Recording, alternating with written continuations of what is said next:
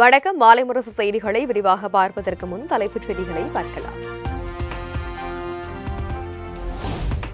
தமிழகத்தில் உள்ள அனைத்து சமுதாய தலைவர்களையும் சந்தித்து தேசிய ஜனநாயக கூட்டணிக்கு ஆதரவு திரட்ட வேண்டும். திருச்சியில் நடைபெற்ற பாஜக மையக்குழு கூட்டத்தில் நிர்வாகிகளுக்கு உள்துறை அமைச்சர் அமித் ஷா வலியுறுத்தல். தேசிய ஜனநாயக கூட்டணியில் நாம் இந்த முறை அதிக இடத்தில் போட்டியிட உள்ளதால் கூடுதல் கவனம் தேவை. பாஜக நிர்வாகிகளுக்கு உள்துறை அமைச்சர் அமித் ஷா அதிரடி உத்தரவு.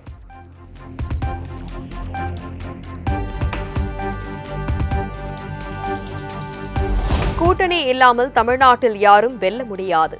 அண்மையில் வெளியான தேர்தல் கருத்து கணிப்பை சுட்டிக்காட்டி காங்கிரஸ் எம்பி மாணிக்கம் தாக்கூர் எக்ஸ்தல பதிவு.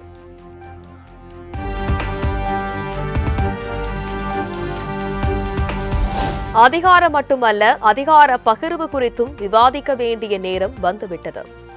காங்கிரஸ் எம்பி மாணிக்கம் தாக்கூரின் கருத்தால் திமுக கூட்டணியில் சலசலப்பு.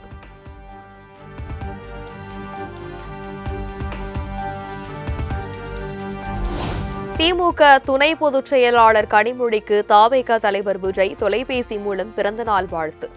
தொடர்ந்து திமுகவை விமர்சித்து வரும் விஜய் கனிமொழிக்கு வாழ்த்து கூறியிருப்பது அரசியல் வட்டாரத்தில் பேசுபொருளாகியுள்ளது.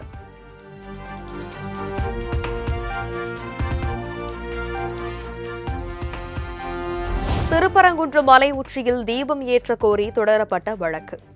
தனி நீதிபதியின் உத்தரவை எதிர்த்து தமிழக அரசு தொடர்ந்த மேல்முறையீட்டு வழக்கில் நாளை தீர்ப்பளிக்கிறது உயர்நீதிமன்ற மதுரை கிளை.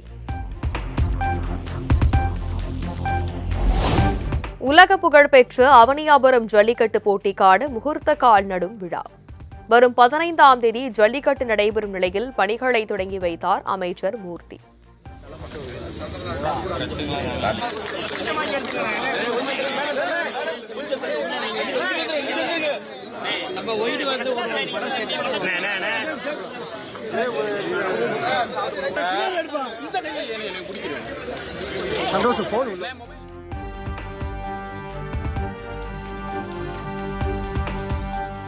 அவனியாபுரம் ஜல்லிக்கட்டு முகூர்த்த கால் நடும் விழாவின் போது அமைச்சர் மூர்த்தியை பொதுமக்கள் முற்றுகையிட்டதால் பரபரப்பு.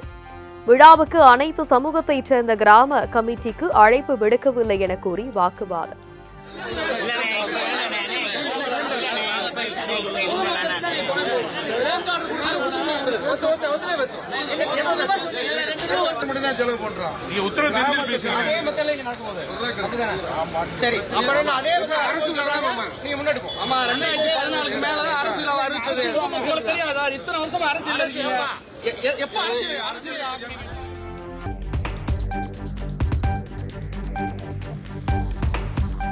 புதுச்சேரியில் 750 ரூபாய் மதிப்பிலான பொங்கல் பரிசு தொகுப்பு வழங்கும் பணியை தொடங்கி வைத்தார் முதலமைச்சர் ரங்கசாமி. பச்சரிசி, நாட்டு சர்க்கரை, சமையல் எண்ணெய், பச்சை பருப்பு, நெய் உள்ளிட்ட பொருட்கள் வழங்கும் பணி தொடக்கம்.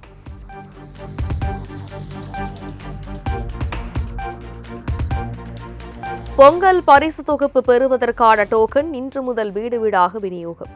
டோக்கனில் குறிப்பிட்டுள்ள தேதி நேரத்தில் பொதுமக்கள் தங்களுடைய பரிசு தொகுப்பை நியாய விலை கடைகளில் பெற்றுக் கொள்ளலாம் என அறிவிப்பு.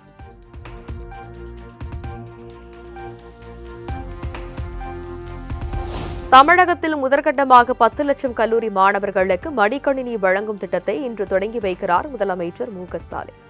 உலகம் உங்கள் கையில் என்ற திட்டத்தில் மொத்தம் 20 லட்சம் கல்லூரி மாணவர்களுக்கு மடிக்கணினிகள் வழங்க முடிவு.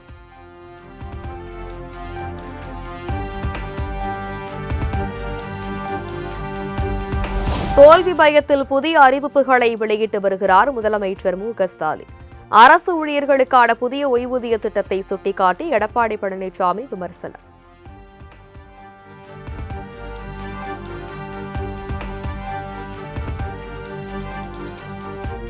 சென்னையில் ஆபரண தங்கம் சவரன் ஒன்றுக்கு 640 ரூபாய் அதிகரித்து 1,1440 ரூபாய்க்கு விற்பனை. கிராம் ஒன்றுக்கு 80 ரூபாய் உயர்ந்து 12,680 ரூபாய்க்கு விற்பனை.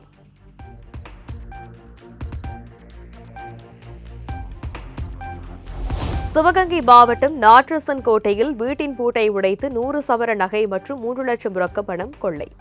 சிசிடிவி காட்சி அடிப்படையில் மர்ம நபர்களை தேடுகிறது காவல்துறை.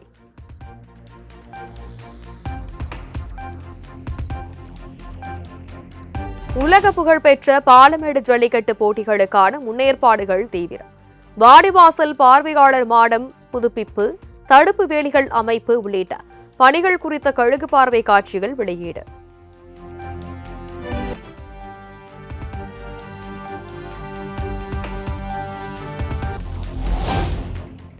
அரையாண்டு மற்றும் புத்தாண்டு விடுமுறை முடிந்து சென்னைக்கு படையெடுத்த மக்களால் சிங்கபெருமாள் கோவில் பகுதியில் கடும் போக்குவரத்து நெரிசல்.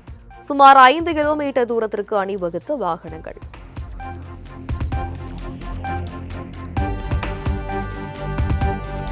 புதுச்சேரியில் பணியாற்றிய IPS அதிகாரி ஈஷா சிங் டெல்லிக்கு பணியிட மாற்றம். கடந்த 2024 முதல் புதுச்சேரியில் பணியாற்றி வந்த ஈஷா சிங் தாவேகா கூட்டத்தின் மூலம் அனைவரின் கவனம் ஈர்த்தவர்.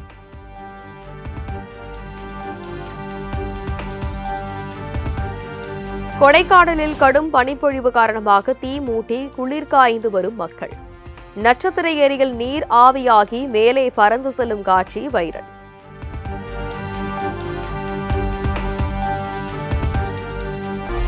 ரஷ்யாவிடம் எண்ணெய் இறக்குமதி செய்வதை நிறுத்திக் கொள்ளவில்லை எனில் இந்தியா மீதான வரி விதிப்பு மேலும் அதிகரிக்கக்கூடும். மோடி நல்ல நண்பர், அவருக்கு புரியும் என்று அமெரிக்க அதிபர் டிரம்ப் மறைமுக எச்சரிக்கை.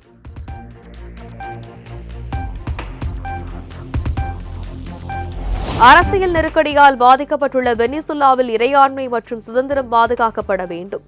அந்நாட்டில் அமைதி திரும்ப வேண்டியது அவசியம் என்றும் போப் லியோ விருப்பம்.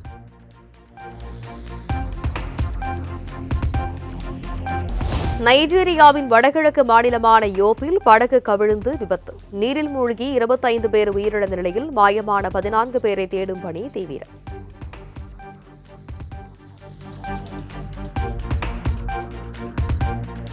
இன்று அவசரமாக கூடுகிறது ஐக்கிய நாடுகள் சபையின் பாதுகாப்பு கவுன்சில். வெனிசுலா அதிபர் அமெரிக்காவால் நாடு கடத்தப்பட்டது குறித்து விவாதிக்க முடிவு.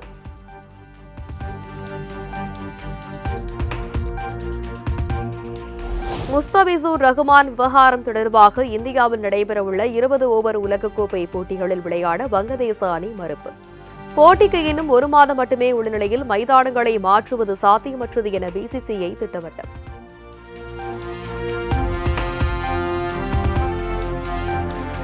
விஜய் ஹசாரே கோப்பை தொடர்களில் அதிவேகமாக 100 சிக்சர்களை பறக்கவிட்ட வீரர் என்று வரலாறு படைத்தார் ருத்ராஜ்.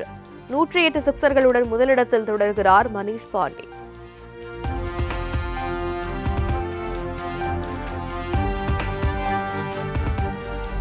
தீ விபத்து ஏற்படும் அபாயம் உள்ளதால் விமானங்களில் பவர் பேங்க் பயன்படுத்திய மற்ற சாதனங்களுக்கு சார்ஜ் செய்ய DGCA தடை. பவர் பேங்க் மற்றும் பேட்டரிகளை கைப்பையில் மட்டுமே வைத்துக் கொள்ள அனுமதி.